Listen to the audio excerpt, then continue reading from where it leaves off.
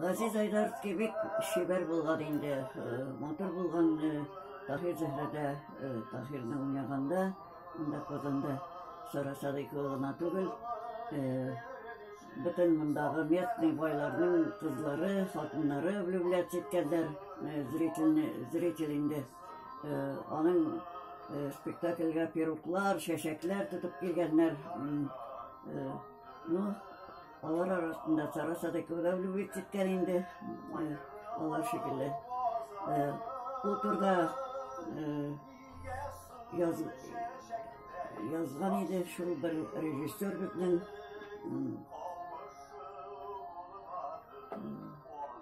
Мәскәүгә баргач инде, Мәскәүдә бер театрда эшли башлагач, алар инде үзләренең беренче мәхәббәтләрен